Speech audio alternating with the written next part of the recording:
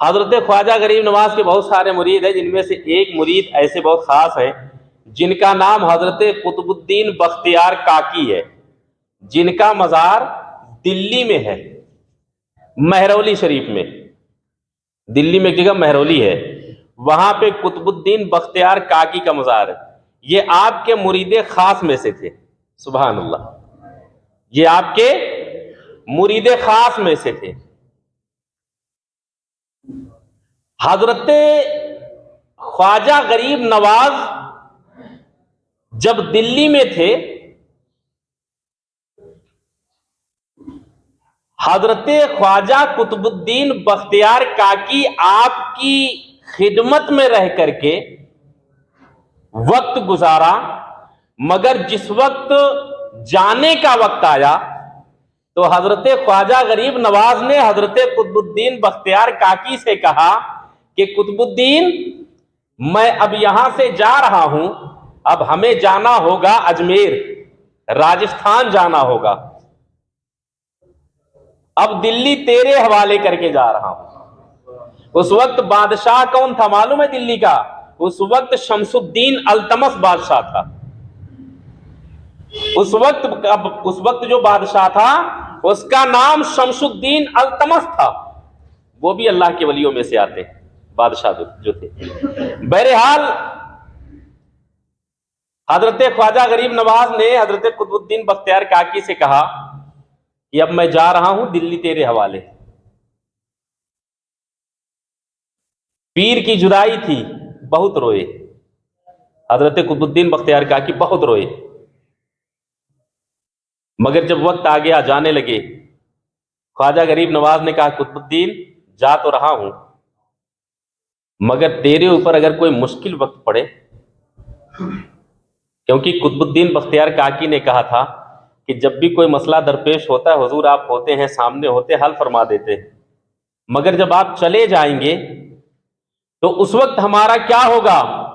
तो हजरत ख्वाजा गरीब नवाज ने कहा था, कुतुबुद्दीन, जब तेरे साथ कोई मराहिल पेश आ जाए, कोई मुश्किल वक्त पेश आ जाए, कोई बहुत ज्यादा कठिन का वक्त पेश आए, तो ऐसे वक्त में आंखें बंद करके मुझे याद करना, मैं तेरे सामने रहूंगा। आंखें बंद करना, मैं तेरे सामने रहूंगा। हजरत कुतुबुद्दीन बख्तियार काकी जानते थे कि मेरा पीर झूठा नहीं हो सकता, मेरा पीर झूठा नहीं हो सकता। आज के जमाने में है ना,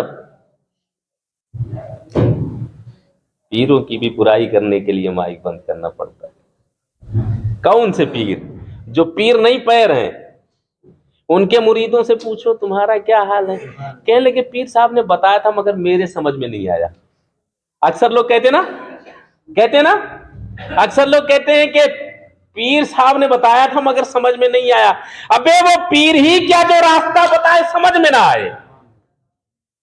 पीर तो हकीकत में वो है, निगाहें उठाए तो मुरीद की दुनिया बदल जाए। हकीकत में पीर वो है। बहरहाल जुदा हो गए, चले आगे। जब आगे चले, राजस्थान पहुंचे, जो आपकी जिम्मेदारी थी, आपने काम किया, काम करते रहे।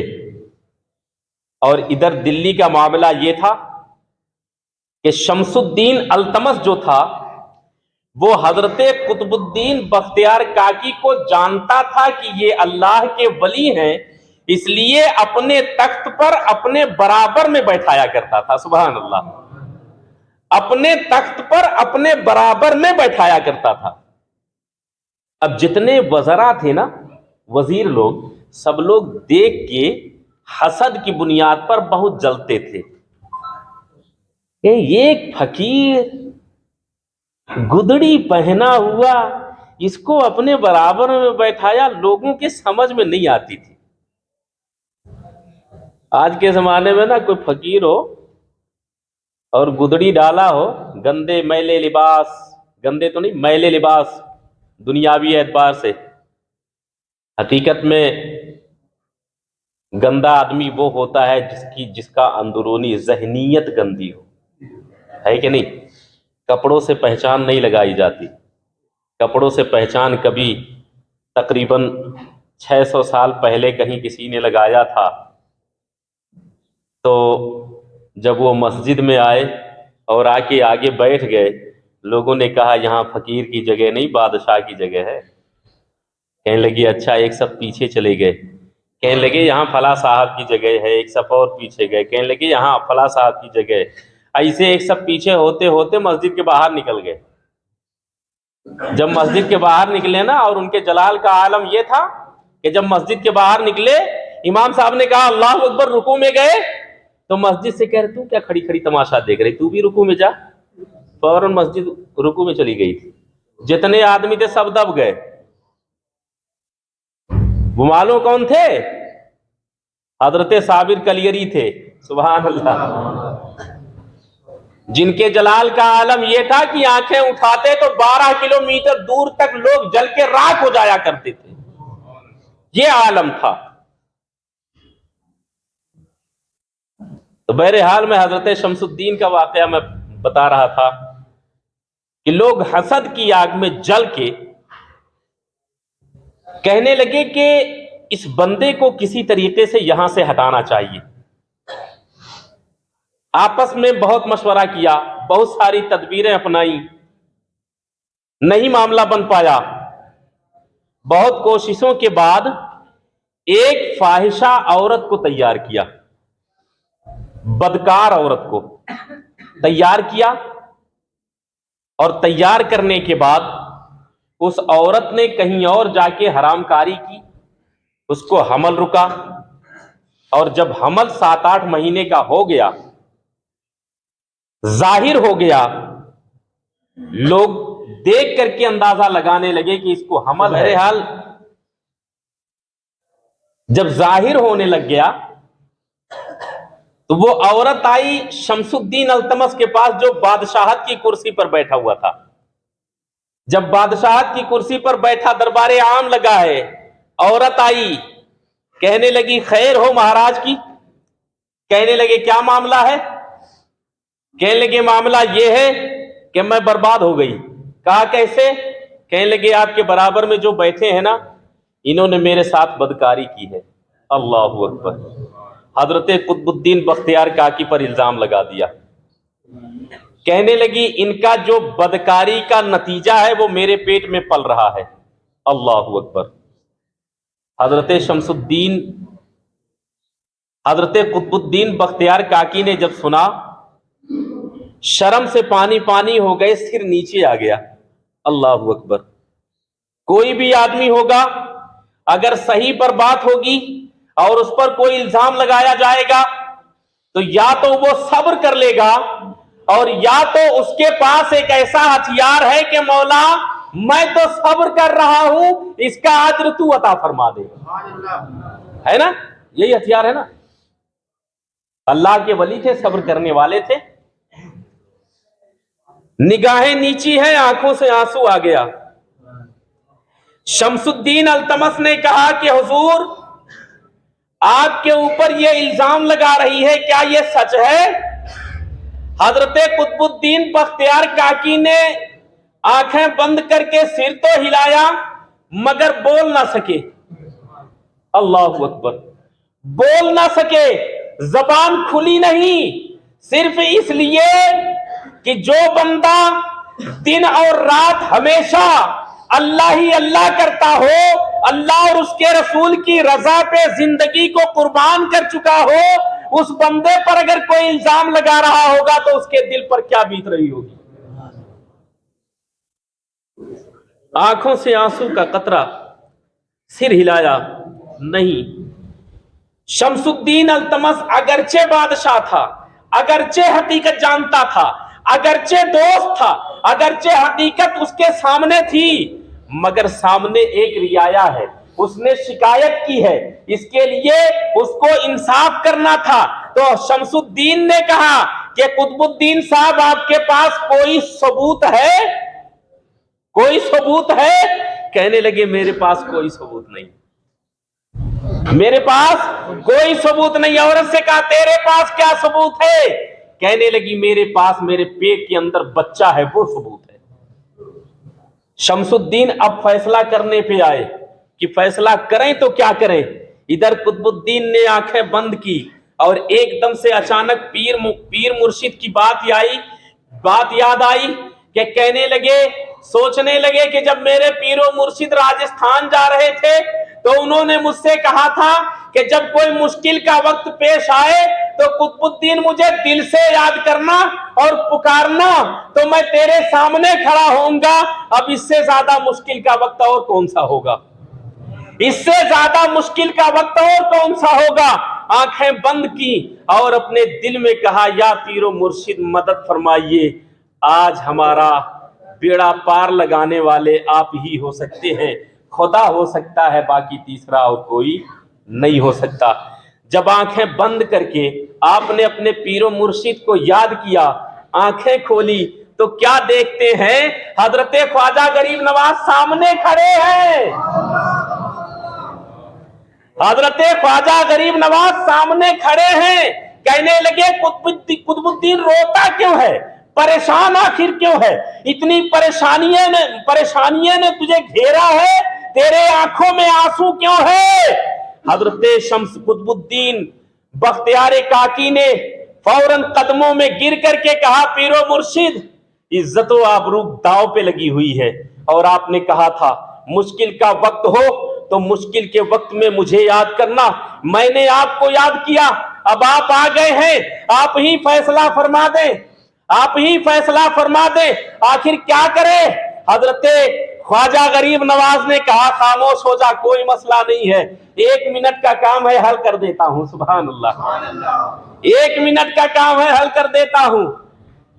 हकीकत में जो पीरो मुर्शिद के मुरीद हैं ना, वो मचल जाएं अपने पीरों पर, और जो ऐसे पैरों के मुरीद हैं उनकी बैत को तोड़ करके अच्छे खासे पीर से बैत हो जाएं। ये ताबीज देने वाले, जो बकरा लेने वाले हैं, 5-5, 10-10 हजार रुपए लेने वाले पीर हैं, ये पीर नहीं पैर हैं। इन लोगों से दूर रहें। इसी वजह से सुन्नी बदनाम है, इस चीज का ख्याल रखना। सुन्नी बहुत बदनाम हो गए, कहने लगे पीरों को ही मानते हैं, मज़ारों पे ही जाते हैं, और कोई काम इनके पास है ही नहीं, नमाज पढ़ते ही नहीं है, नमाज पढ़ते ही नहीं है। अक्सर होती है ना बात, इंशाअल्लाह, है ना। तो बहरहाल मैं अर्ज कर रहा था कि हजरत ख्वाजा गरीब नवाज ने कहा, शमसुद्दीन कुतुबुद्दीन खामोश हो जा, कोई बात नहीं, परेशान होने की जरूरत नहीं है। शमसुद्दीन से मुखातिब हुए जो बादशाह था, कहने लगे मामला क्या है? शमसुद्दीन की भी हालत खराब हो गई। ख्वाजा गरीब नवाज के सामने बोले कौन? वो अगरचे दिल्ली का बादशाह था, मगर हिंदुस्तान के बादशाह तो हजरत ख्वाजा गरीब नवाज ही थे, तो क्या बोलता? बात नहीं निकली। कहने लगा हुजूर इस औरत से पूछ लिया जाए। औरत से पूछा क्या मामला है? औरत ने जो उसको सिखाया गया था, औरत ने बता दिया कि कुतुबुद्दीन ने मेरे साथ बदकारी की, जिसका नतीजा मेरे पेट में है, इसलिए मैं इंसाफ तलब करने आई हूं। हजरत ख्वाजा गरीब नवाज ने उस औरत से कहा, ईमानदारी के साथ बता, ईमानदारी के साथ बता हकीकत क्या है। औरत ने फिर वही बात दोहराई जो उस औरत को सिखाया गया था। दूसरी बार पूछा, ईमानदारी के साथ बता हकीकत क्या है, दोबारा वही बात दोहराई। तीसरी बार पूछा हकीकत क्या है, तीसरी बार भी वही बात दोहराई। हजरत ख्वाजा गरीब नवाज के हाथ में असा था, डंडा था, डंडे को उठाया, उसके पेट की तरफ इशारा किया और पेट की तरफ इशारा करके बोले कि ऐ बच्चे, जो इसके पेट में पलने वाला बच्चा है, तू अंदर से बता दे तू किसका है, तू अंदर से बता किसका है। अंदर से आवाज आई कि मैं एक चरवाहे का बेटा हूं, मैं एक चरवाहे का बेटा हूं। आए है। फौरन कुतुबुद्दीन बख्तियार काकी कदमों में गिर गए।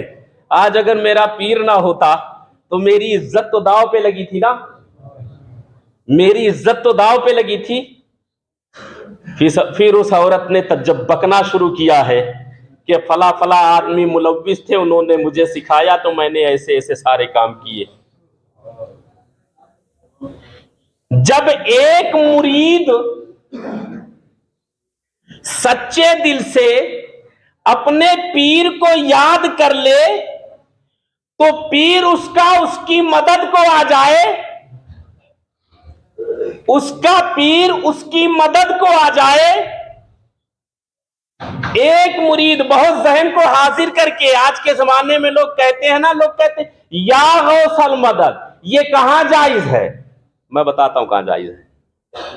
सुभान अल्लाह। कहते हैं ना या गौसल मदद, लोग कहते हैं तो शिर्क हो गया ना। शिर्क है, मैं बताता हूं। जब एक मुरीद अपने पीर को हिंदुस्तान में दिल्ली में बैठ करके दिल से याद कर ले तो वो मुरीद की आवाज राजस्थान तक पहुंच जाए, राजस्थान तक पहुंच जाए, और राजस्थान से वो पीर उसको दिल्ली में आके मदद पहुंचा दे। तो जब ये हुजूर ख्वाजा गरीब नवाज का आलम है तो हुजूर गौसे आजम का आलम क्या होगा? और जब हुजूर गौसे आजम का ये आलम है तो सरदारे अंबिया का आलम क्या होगा? जब उनके गदा भर देते हैं शाहाने जमाना की झोली, जब मुहताज का जब ये आलम है, मुख्तार का आलम क्या होगा? ये तो ख्वाजा गरीब नवाज की बात है। ये ख्वाजा गरीब नवाज ने अपने मुरीद पर मदद पहुंचाई।